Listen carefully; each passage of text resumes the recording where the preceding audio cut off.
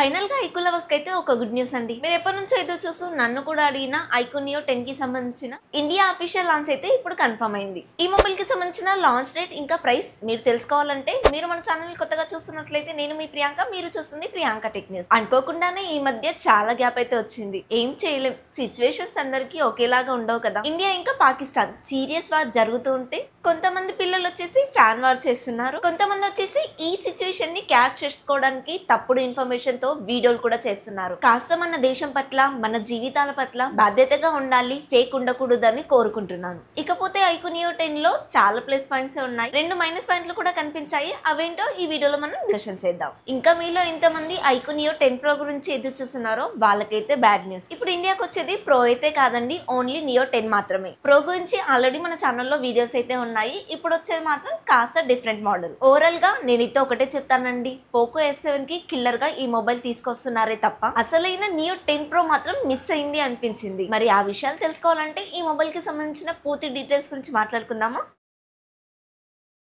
ముందుగా డిజైన్ ఇంకా build quality చూసుకున్నట్లయితే ఫ్రంట్ వచ్చేసి ఫ్లాట్ డిస్ప్లే ఉంటుంది, అది కూడా స్కాచ్ గ్లాస్ ప్రొటెక్షన్ తో వస్తుంది. బ్యాక్ సైడ్ వచ్చేసి ప్లాస్టిక్ ఉంటుంది, అందులోనూ 2 కలర్స్ వేరియంట్స్ తో అయితే వస్తుంది. మనం నియో 10R లో చూసాం కదా బ్లూ ఇంకా వైట్ ఎలా ఉందో, దీంట్లో రెడ్ ఇంకా వైట్ ఫ్లేమ్స్ అయితే డిజైన్ ఇచ్చారు. నాకు ఎలా అనిపించింది అంటే రోబో మూవీలో రెడ్ చిప్ పెడతారు కదా, అలా దీనికి ఒక కలర్ మార్చేసినట్టుగా అనిపించింది. చుట్టూ ఫ్రేమ్ అంతా కూడా ప్లాస్టిక్ ఉంటుంది, డ్యూయల్ స్పీకర్స్ ఉంటాయి, in display finger print censor తో వస్తుంది. చైనీస్ వర్షన్ లో మాత్రం NFC కూడా సపోర్ట్ చేస్తాయి. ఇండియా వర్షన్ లో మాత్రం ఇవి కట్ చేస్తారు లేదో చూడాలి, బడ్జెట్ ఇష్యూ అనుకుంటే మాత్రం. IP65 వాటర్ రేటింగ్ ఉంటుంది, ట్యాబ్ కింద మాత్రమే ఇది సర్వే అవ్వగలుగుతుంది.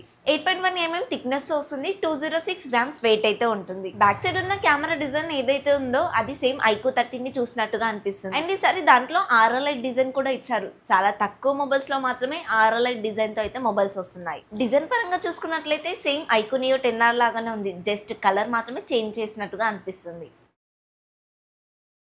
6.78 ఇంచెస్ OLED డిస్ప్లే వాడారు, 144Hz రిఫ్రెష్ రేట్ అయితే సపోర్ట్ చేస్తుంది, 1.5K రిజల్యూషన్ తో వస్తుంది, HDR10+ కూడా సపోర్ట్ చేస్తుంది. 5500 నిట్స్ వరకు పీక్ బ్రైట్నెస్ సపోర్ట్ చేస్తే 2000 నిట్స్ వరకు హై బ్రైట్నెస్ సపోర్ట్ చేస్తుంది. ఈ 5500 నిట్స్ అనేది HDR కంటెంట్ చూస్తున్నప్పుడు కానీ లేదంటే అవుట్డోర్ కండిషన్ లో మాత్రమే వర్క్ అవుతుంది. 4300 Hz PWM డిమింగ్ తో వస్తుంది, లో బ్లూ లైట్ సర్టిఫికేషన్ తో వస్తుంది. సో దీని వల్ల కంటికి ఎక్కువగా స్ట్రెయిన్ ఉండదని అనుకోవచ్చు. వైడ్ వన్ L1 సపోర్ట్ ఉంటుంది కాబట్టి OTT కంటెంట్ అంతా కూడా ఫుల్ HD లో చూడొచ్చు. డిస్ప్లే విషయంలో మాత్రం ఆబ్వియస్లీ ఫ్లాట్ డిస్ప్లే ఇచ్చారు కాబట్టి గేమింగ్ ని దృష్టిలో పెట్టుకొని తీసుకొచ్చారని అర్థమవుతుంది. స్నాప్డ్రాగన్ 8s Gen 4 ప్రాసెసర్ తో వస్తుంది, Q1 చిప్ కూడా ఉంటుంది. నేనైతే Q2 చిప్ ఇస్తారని ఎక్స్పెక్ట్ చేశాను, కానీ నిజానికి ఇది ఐక్యూ నియో సిరీస్ నుంచి తీసుకొచ్చిన మొబైలే కాదు, అందువల్లనే దీంట్లో Q1 చిప్ మాత్రమే ఉంది. అలా అని చెప్పేసి Q1 చిప్ తక్కువేం కాదు, కాకపోతే ఒక 1 ఇయర్ పాతది.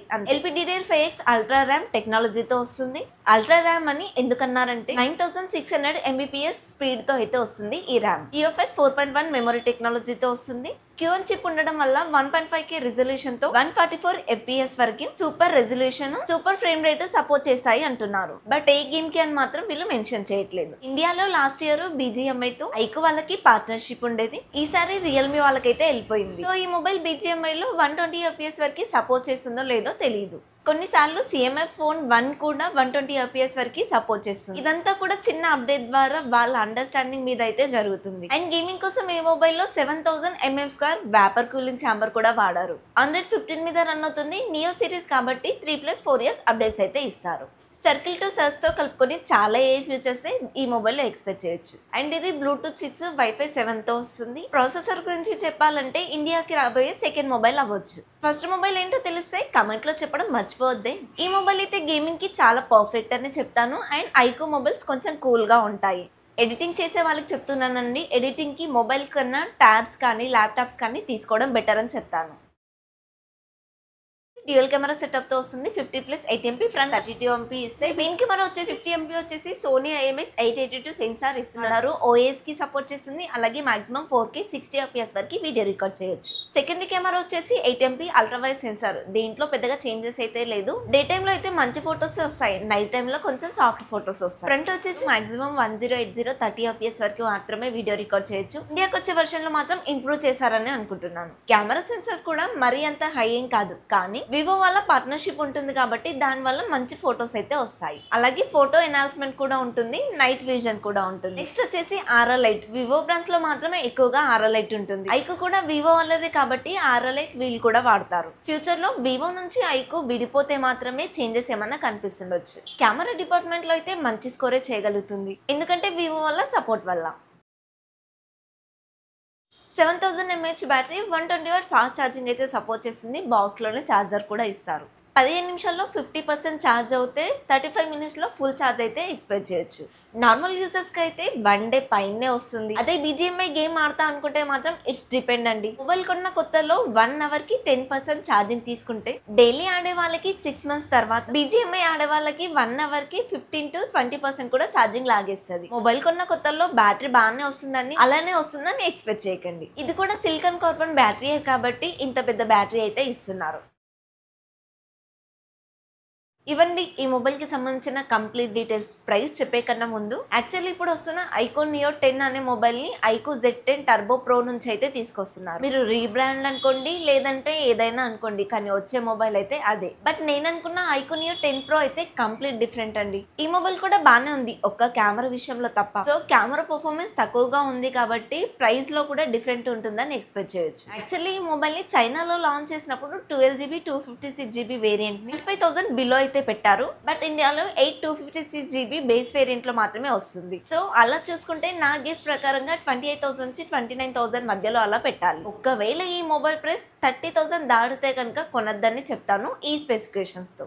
ఇండియాలో చేంజెస్ అంటే ఆ డాల్బీ విజన్, డాల్బీ అట్మాస్ అయితే ఎత్తేస్తారు. ఇక ఈ మొబైల్ ఎవరికి సెట్ అవుతుంది అంటే గేమింగ్ ఎక్కువగా ప్రియారిటీ అనుకునే వాళ్ళకి మాత్రం ఈ మొబైల్ సెట్ అవుతుంది. కెమెరాస్ కూడా నాకు బాగుండాలనుకుంటే కనుక ఈ మొబైల్ కి కాస్త దూరంగా ఉండండి. ఇంకొందరు ఉంటారు, నాకు గేమింగ్ బాగుండాలి, కెమెరాస్ కూడా బాగుండాలి, రెండు బాగుండాలంటే మీరు కాస్త ఆగండి. ఇంకా ఫ్లాగ్షిప్ మొబైల్స్ కి ప్రైజెస్ ఏమన్నా డ్రాప్ అవుతే అలా చూసుకోండి తప్ప 30,000 రూపీస్ బడ్జెట్ లోని ఆల్రౌండర్ మొబైల్ అనేవి కొత్తవి చాలా తక్కువగా వస్తాయి. ఈ మొబైల్ కి సంబంధించిన ప్రైస్ అయితే చెప్పేశాను కదా. ఇక ఈ మొబైల్ ఇండియా లాంచ్ డేట్ విషయానికి వస్తే కనుక